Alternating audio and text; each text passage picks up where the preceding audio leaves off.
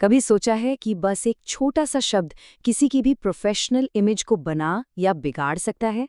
जी हाँ, आज हम इसी पर बात करने वाले हैं, खासकर उन लोगों के लिए जो अपने करियर की शुरुआत कर रहे हैं।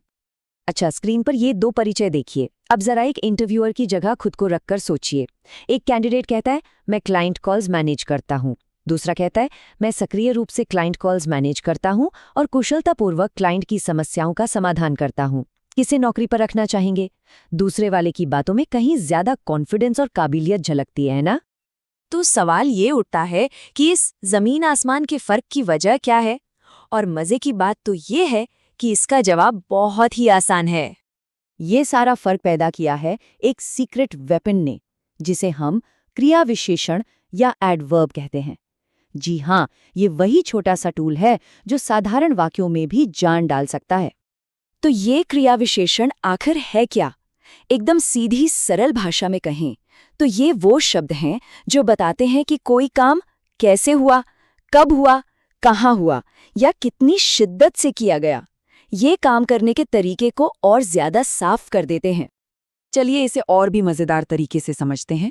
एक कल्पना कीजिए, मान लीजिए कि हर वाक्य जो बोला जाता है वो एक एक्शन मूवी की तरह है। तो इस मूवी में जो क्रिया यानी वर्ब है वो फिल्म का मेन एक्शन सीन है, जैसे भागना, लड़ना या किसी मुश्किल को सुलझाना। और क्रिया विशेषण वो है इस मूवी का डायरेक्टर। वही तो तय करता है कि एक्शन तेजी से होगा, सावधानी से होगा या फिर पूरी ताकत से होगा। डायरेक्टर का बस एक छोटा सा निर्देश पूरे सीन का फील ही बदल देता है। अब इस डायरेक्टर की टच का कमाल देखिए।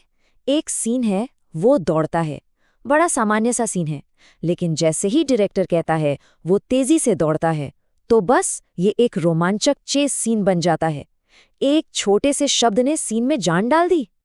चलिए अब इस थ्योरी को असल जिंदगी में इस्तेमाल करके देखते हैं, खासकर रिज्यूमे और इंटरव्यू जैसी जरूरी जगहों पर।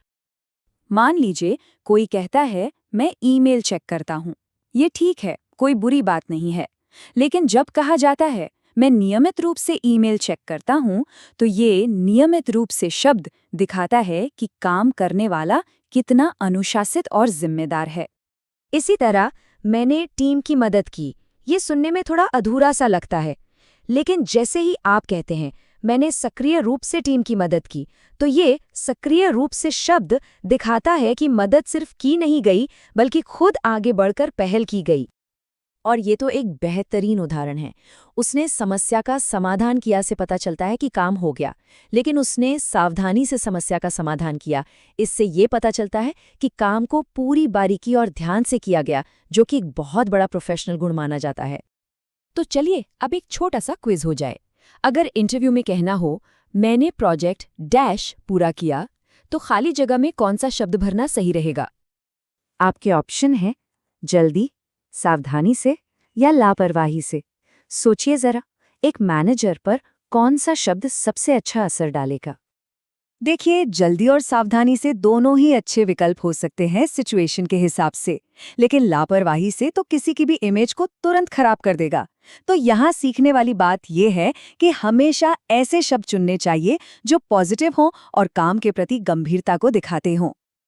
अच्छा, अब जब हम इसका सही इस्तेमाल जान गए हैं, तो उन आम गलतियों पर भी एक नज़र डाल लेते हैं जो अक्सर लोग कर बैठते हैं, ताकि उनसे बचा जा सके। करियर की शुरुआत में अक्सर लोग 3 गलतियां करते हैं। पहली, क्रिया विशेषण को गलत जगह लगा देना। दूसरी, बहुत जैसे शब्दों का जरूरत से ज्यादा इस्तेमाल करना। और तीसरी, एक ही वाक्य में कई सारे क्रिया विशेषण भर देना। क्रिया विशेषण की जगह बहुत मायने रखती है। जैसे मैं कुशलतापूर्वक रहा हूं मैनेजिंग टास्क, सुनने में कितना अटपटा लग रहा है। सही तरीका है मैं कुशलतापूर्वक टास्क मैनेज कर रहा हूं। यहाँ क्रिया विशेषण ठीक उस क्रिया के पास है जिसके बारे में वो बता रहा है।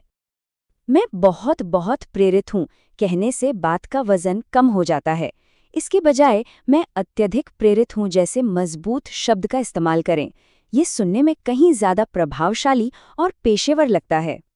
चलिए अब इन सभी बातों को एक साथ जोड़कर देखते हैं कि ये किसी की भी पेशेवर कहानी को कैसे एक नया मोड़ दे सकते हैं। ये टेबल समझिए पूरी बात का निचोड़ है। जब कोई सक्रिय रूप से कहता है तो ये पहल करने की क्षमता दिखाता है।